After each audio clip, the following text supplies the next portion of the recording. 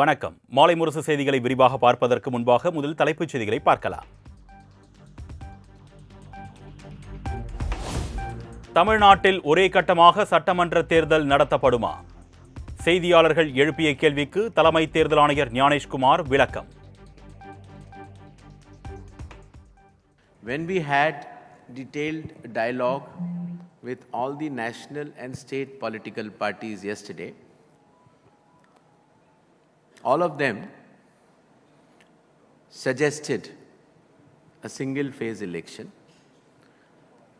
Their suggestions have been noted by the Commission, but taking into account all the factors, Commission will take a decision as to in how many phases Tamil Nadu elections should be held, and this decision will be known to you once the elections are announced.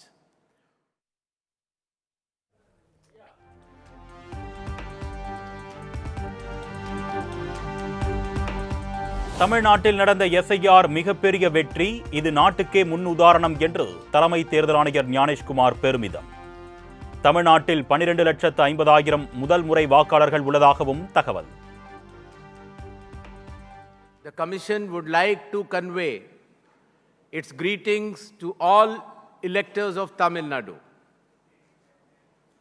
The Commission also congratulates all the booth-level officers, the assistant electoral registration officers, the electoral registration officers, the district election officers, and all those who were involved in the special intensive revision exercise for purifying the electoral rolls of Tamil Nadu.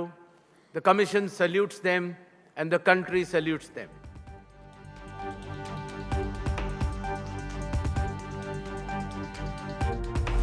தமிழ்நாட்டில் உள்ள 75,000 வாக்குச்சாவடிகளும் webcasting முறையில் கண்காணிக்கப்படும் என்று தலைமை தேர்தல் ஆணையர் ஞானேஷ்குமார் பேட்டி.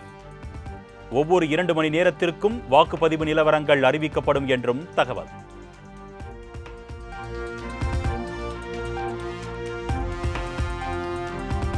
தேர்தல் திருவிழாவில் ஜனநாயகத்தை காப்பதில் தமிழ்நாடு முன்னோடியாக திகழ்கிறது.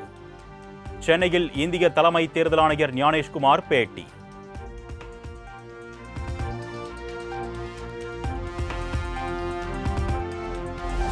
தமிழகத்தில் சட்டம் ஒழுங்கு சிறப்பாக இருப்பதாக இந்திய தலைமை தேர்தல் ஆணையர் ஞானேஷ்குமார் கருத்து.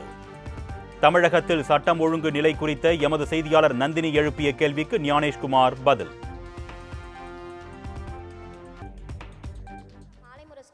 How is law and order situation in Tamil Nadu, and what are the measures we are going to take to maintain law and order during election period?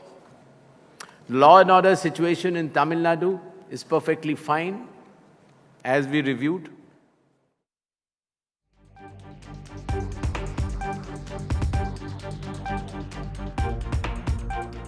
முன்னாள் முதலமைச்சர் ஓ பன்னீர்செல்வம் முதலமைச்சர் மு.க. ஸ்டாலின் முன்னிலையில் திமுகவில் இணைந்தார்.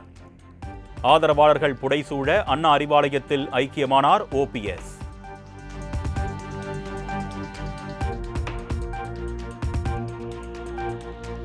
திமுகவில் இணைந்த OPS-ஐ பூங்கொத்து கொடுத்து வாழ்த்திய முதலமைச்சர் மு.க. ஸ்டாலின். திமுக கரை துண்டு அணிந்து கொண்டு உறுப்பினர் படிவத்தில் கையெழுத்திட்டார் OPS.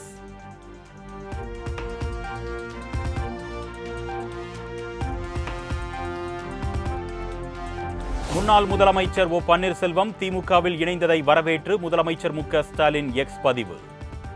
2026 தேர்தல் தமிழ்நாட்டுக்கும் பாஜகவுக்கும் இடையிலான ஜனநாயக போர் என்பதை உணர்ந்து ஜனநாயக சக்திகள் திமுக கூட்டணியில் இணைவதாக பெருமிதம்.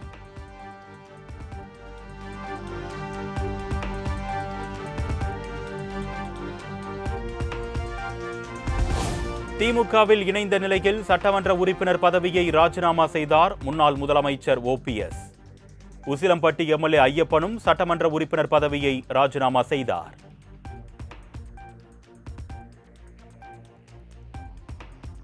அடுத்து வருகின்ற சட்டமன்ற பொதுத்தேர்தலில் திராவிட முன்னேற்ற கழகம்தான் வெற்றி அடைய போகிறது, தளபதி தான் மீண்டும் முதலமைச்சராக வரப்போகிறார் என்று அனைத்து மக்களுடைய மனங்களிலும் இன்றைக்கு நிலை கொண்டிருக்கின்ற உண்மையான நிலை.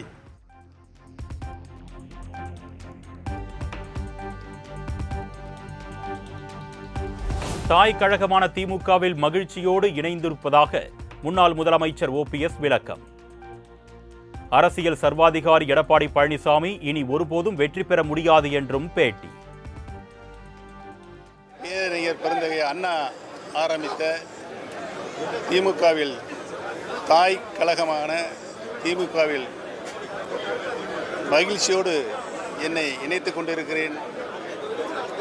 என்னை இணைத்துக் கொண்டிருக்கின்ற அரசியலில் இன்றைக்கு ஒரு சர்வாதிகாரியாக ஆணவ போக்கோடு நடந்து கொள்கின்ற எடப்பாடி எந்த காலத்திலும் இனி அரசியலில் வெற்றி பெற முடியாத ஒரு சூழ்நிலையை அதிமுகவுக்கு உருவாக்கியிருக்கிறார்.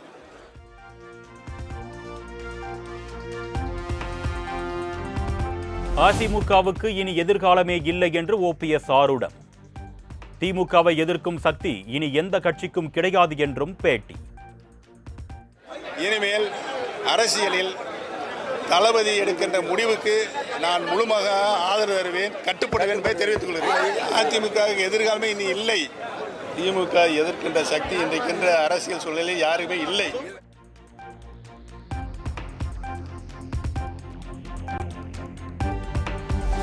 ஓபிஎஸ் திமுகவில் சேர்ந்திருப்பது திமுகவிற்கு பலவீனம், அதிமுகவிற்கு பலம்.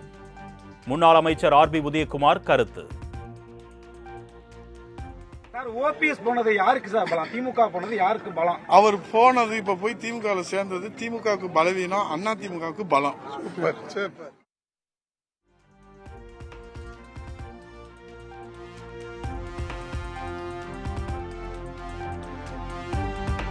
திமுகவில் இணைந்த ஓ பன்னீர்செல்வத்திற்கு விடுதலை சிறுத்தைகள் கட்சி தலைவர் திருமாவளவன் வரவேற்பு. பாஜகவுடன் கைகோர்க்காமல் திமுகவில் இணைந்திருப்பது ஓபிஎஸ்ஸின் நன்மதிப்பை உயர்த்துவதாக கருத்து. ஓபிஎஸ் அவர்கள் திமுகவில் இணைந்ததன் மூலம் மதசார்பற்ற முற்போக்கு கூட்டணிக்கு மேலும் வலிமை கூடியிருப்பதாக நான் நம்புகிறேன். பாஜக போன்ற கட்சிகளில் சேராமல் மீண்டும் ஒரு திராவிட பாசறையில் தன்னை இணைத்துக் கொண்டார் என்பது அவர் மீதான நன்மதிப்பை உயர்த்துகிறது, நம்பகத்தன்மையை உயர்த்துகிறது.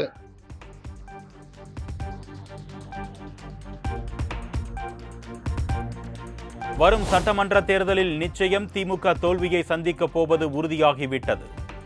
முன்னாள் முதலமைச்சர் ஓபிஎஸ் திமுகவில் இணைந்ததை சுட்டிக்காட்டி பாஜக மூத்த தலைவர் தமிழிசை எக்ஸ் பதிவு.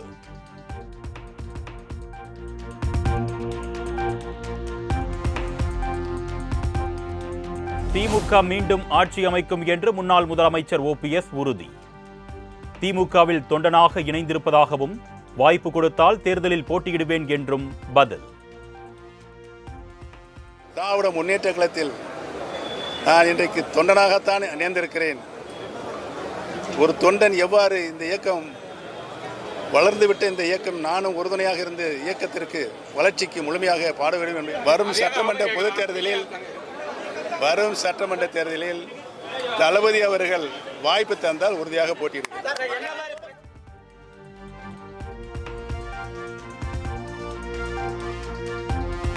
திமுகவில் இணைந்த ஓபிஎஸ்ஐ முதலமைச்சர் வேட்பாளராக அறிவிப்பாரா ஸ்டாலின்? அதிமுக முன்னாள் அமைச்சர் உதயகுமார் கேள்வி. திமுகவில் ஓபிஎஸ் முதலமைச்சர் வேட்பாளராக அறிவிப்பாங்களா அப்படின்னு நீங்க கேள்வி. அண்ணா திமுகவில் சாமானிய தொண்டர்களை அறிவிப்பாங்க, ஓபிஎஸ் அறிவிப்பாங்களான்னு கேள்வி. ஆமாங்க, ஜனநாயகத்தில் அறிவிக்கணும்ல, அவருக்கு அறிவிப்பாங்களா? இங்க தானே எல்லாமே அண்ணா திராவிட முன்னேற்ற கழகத்துல தானே கொடுத்துருக்காங்க.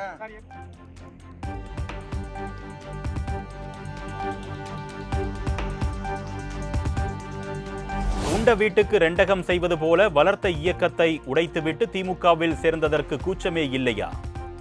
மானம் கெட்டு திரிய வாழ்த்துக்கள் என்று ஓபிஎஸ்க்கு எதிராக அதிமுக ஐடி விங் காட்டமான பதிவு.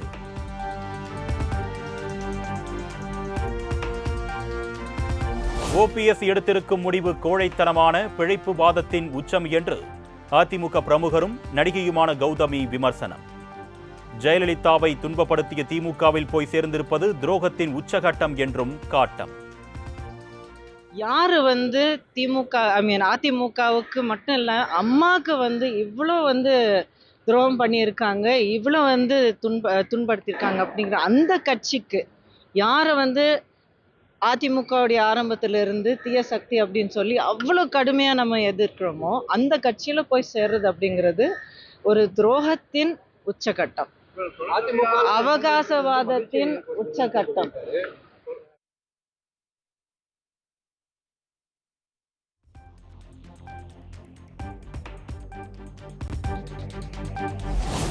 ஓபிஎஸ் மகனும் அதிமுக முன்னாள் எம்பியுமான ரவீந்திரநாத்தும் திமுகவில் இணைந்தார். தனது தந்தை ஓபிஎஸ் உடன் அறிவாலயம் சென்று மு.க. ஸ்டாலின் முன்னிலையில் திமுகவில் தன்னை இணைத்துக் கொண்டார்.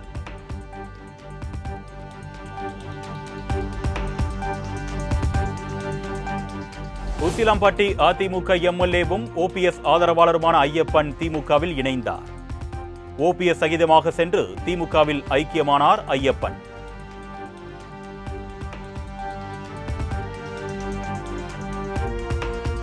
முன்னாள் முதலமைச்சர் ஓபிஎஸ் திமுகவில் இணைந்த நிலையில் தேனியில் ஓபிஎஸ் ஆதரவாளர்கள் பட்டாசு வெடித்து மகிழ்ச்சி.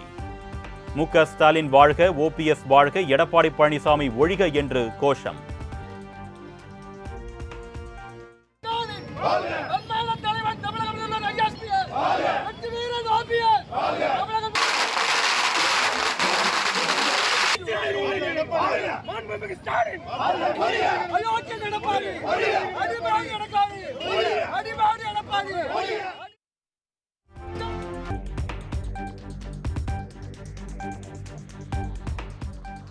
திமுகவுடன் தொகுதி பங்கீடு பேச்சுவார்த்தை சுமூகமாக நடந்தது. எத்தனை தொகுதிகள் என்பது குறித்த அடுத்த கட்ட பேச்சில் உடன்பாடு ஏற்படும் என்று சிபிஐ மாநில செயலாளர் வீரபாண்டியன் நம்பிக்கை.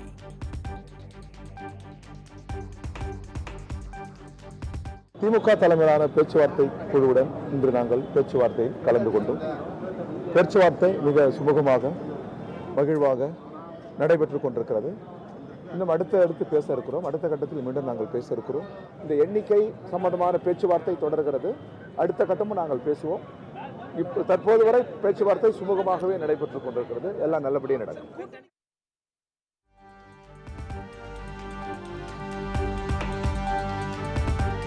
திமுக மார்க்சிஸ்ட் கம்யூனிஸ்ட் கட்சி இடையே தொகுதி பங்கீடு குறித்த முதற்கட்ட பேச்சுவார்த்தை நிறைவு. தொகுதிகளை குறைப்பது பற்றி திமுக எதுவும் பேசவில்லை என்று மாநில செயலாளர் சண்முகம் பேட்டி.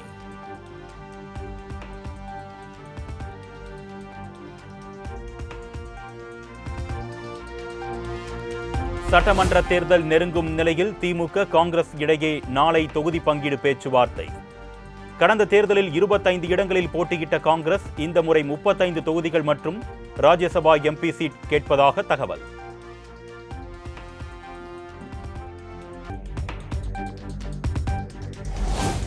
கோவை பெரியார் அறிவுலகத்தில் உள்ள கலையரங்கத்தை பார்வையிட்டார் முதலமைச்சர் மு.க. ஸ்டாலின். பெரியார் அறிவுலக ஆய்வகத்தில் மேற்கொள்ளப்படும் பணிகள் குறித்து அதிகாரிகளிடம் கேட்டறிந்தார்.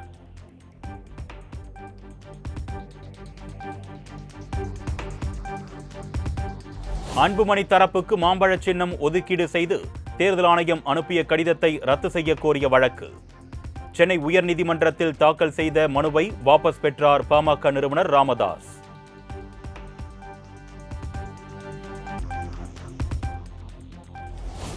கும்பகோணம் அருகே 10 கோடி ரூபாய் மதிப்பீட்டில் 65 டன் எடை கொண்ட ஆதிபராசக்தி சிலை 3 ராட்சத கிரேன்கள் உதவியுடன் லாரியில் ஏற்றப்பட்டு சேலத்திற்கு கொண்டு செல்லப்படுகிறது.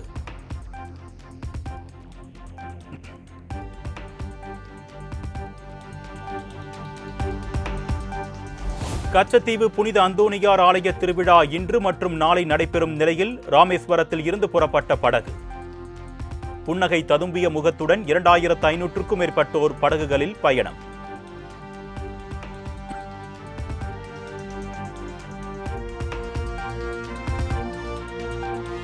மதுபான கொள்முதல் ஊழல் வழக்கில் இருந்து டெல்லி முன்னாள் முதலமைச்சர் அரவிந்த் கெஜ்ரிவால் விடுவிப்பு. சிபிஐ வழக்கை தள்ளுபடி செய்து டெல்லி சிறப்பு நீதிமன்றம் தீர்ப்பு.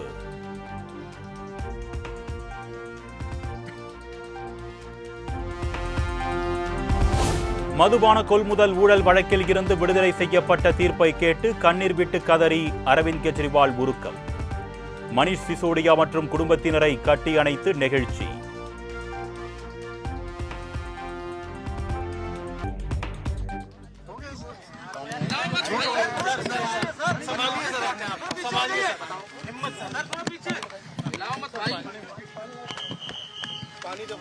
केजरीवाल भ्रष्ट नहीं है।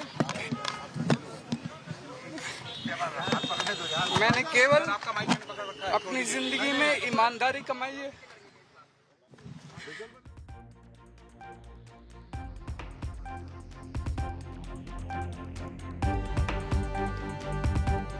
மதுபான கொள்முதல் ஊழல் வழக்கில் இருந்து தெலுங்கானா முன்னாள் முதலமைச்சரின் மகள் கவிதா விடுவிப்பு. டெல்லி ரவுஸ் அவென்யூ நீதிமன்றம் அதிரடி உத்தரவு.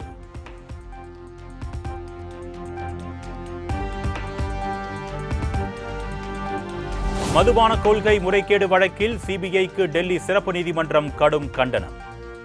ஊழல் வழக்கில் சாட்சியோ எவ்வித ஆதாரங்களும் இல்லாமல் குற்றப்பத்திரிகை தாக்கல் செய்த சிபிஐ மீது துறை ரீதியாக நடவடிக்கை எடுக்க நீதிபதிகள் வலியுறுத்தல்.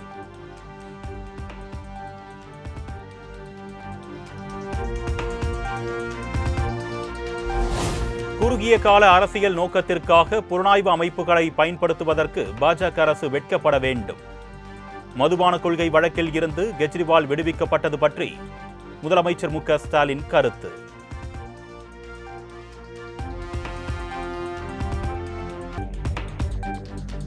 நெருக்கடியான காலத்தில் உடன் நின்று பயணித்த தமிழக முதலமைச்சர் மு.க. ஸ்டாலினுக்கு நன்றி. மதுபான கொள்கை முறைகேடு வழக்கில் இருந்து விடுதலையான அரவிந்த் கெஜ்ரிவால் எக்ஸ் தளத்தில் பதிவு.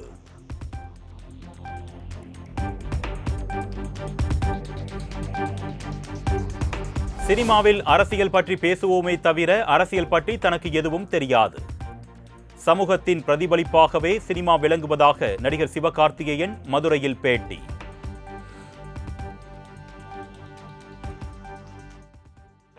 படம் பண்ணுவோம். இப்போ படங்கள்ல எல்லாருமே அரசியல் பேசிட்டு தான் இருக்கும். நான் இப்போ எந்த படம் பண்ணாலுமே இதுக்கான படம் சொல்லிட்டே தான் இருக்கான். படத்துக்குள்ள அரசியல் பேசணும். எனக்கு அதை பத்தி தெரியாது. நான் நடிகனா நல்ல நடிகனா இருக்கணும்னு நினைக்கிறேன். தயாரிப்பாளரா நல்ல தயாரிப்பாளராக இருக்கணும்னு நினைக்கிறேன்.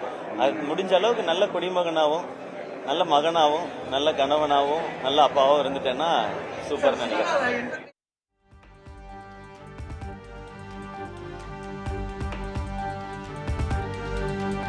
நடிகர் அஜித்தை வைத்து படம் தயாரிப்பது என்பது தனது கனவு என்று சிவகார்த்திகேயன் பேட்டி.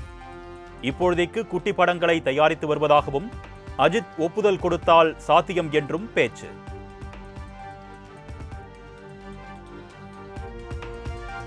மணப்பெண்ணின் பிரத்யேகமான திருமணம்